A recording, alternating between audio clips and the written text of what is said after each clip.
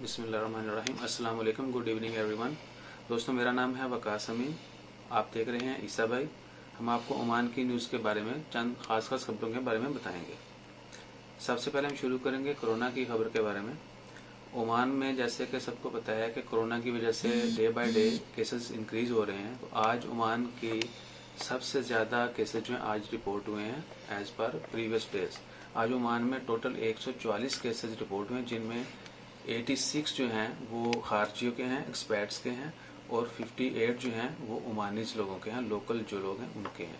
तो इन 144 केसेस नए केसेस को मिला के टोटल जो तादाद है कंफर्म केसेस की वो 1410 पर पहुंच चुकी है, और जिसमें से 7 लोगों की मौत हो चुकी हैं, इन्ना व इन्ना इलैहि राजिऊन, और 233 लोग जो हैं वो रिकवर्ड हो चुके हैं।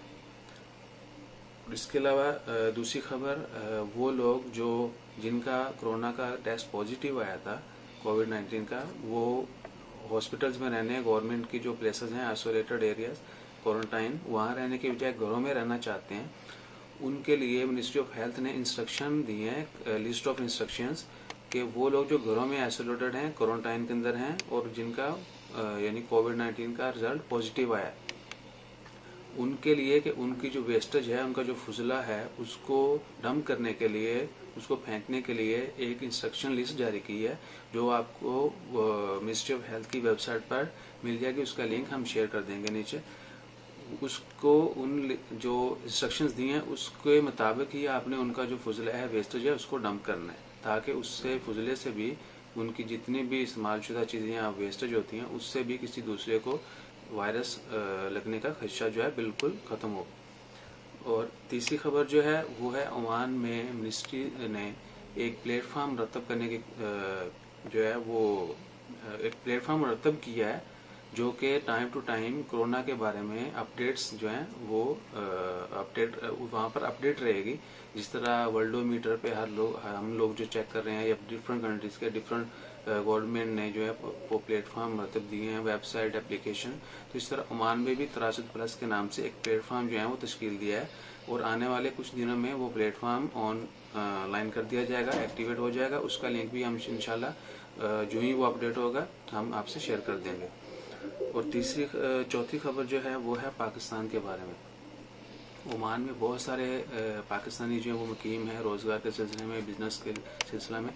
तो जिस तरह सबको पता है कि अप्रैल के पहले वीक में पाकिस्तान एम्बेसी ने एक सर्कुलर जारी किया था कि जो पाकिस्तानी पाकिस्तान वापस जाना चाहते हैं वो रिपोर्ट करें, ताकि उनको जो ही कोई फ़्लाइट अवेलेबल होती है, कोई स्पेशल फ़्लाइट अवेलेबल होती है, तो उनको पाकिस्तान वापस भेजा जा सके। तो वो आज अहसन वागान जो पाकिस्तान के एम्बेसडर हैं, पाकिस्तान एम्बेसी के, उन्होंने जो तस्दीक की है, उनकी तादाद जो है आज के दिन तक 20 अप्रैल तक 2500 तक पहुंच चुकी है। 2500 यानी पाकिस्तानी जो हैं उन्होंने अब तक उनको रिपोर्ट किया है कि वो पाकिस्तान जाना चाहते हैं। तो एज सुन एज पॉसिबल, जितना भी जल्दी मुमकिन हो सके, उनके लिए स्पेशल फ्लाइट्स अरेंज की जाएँ, या जो भी गवर्नमेंट जैसे भी इसको मैनेज करना चाहती है, जैसे भी मुनासिब अरेंजमेंट किया जाएगा, उनको पाकिस्तान भेजा जा सके। तो उसके लिए भी अगर आप में से कोई लोग विलिंग हैं, हम उस पाकिस्तान एम्बेसी का व्हाट्सएप नंबर शेयर कर देंगे। जो है फॉर्म फिल करना पड़ेगा आपको, उसके लिए वो रिक्वेस्ट फॉर्म जो है वो भी, उसका लिंक भी शेयर कर देंगे। तो जो लोग विलिंग हैं वो उस लिंक पे जाके फॉर्म डाउनलोड करके पाकिस्तान एम्बेसी को फिल करके सबमिट करवा सकते हैं। और उसके अलावा जो है एक अहम खबर वो है माह सियाम के बारे में। जिस तरह सबको पता है कि रमज़ान करीब करीब है, तो ओमान में जुमेरात के रोज़ चांद देखना मुश्किल होगा। ओमान की जो मिनिस्ट्री जो है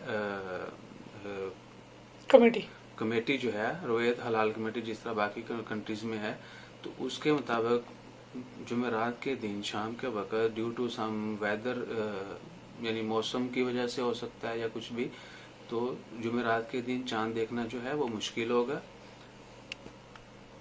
और ये कि जो एक्सपेक्टेड है रमज़ान, वो शुरू होगा सैटरडे से। तो इसके अलावा जो न्यूज़ है वो है सलाला के बारे में।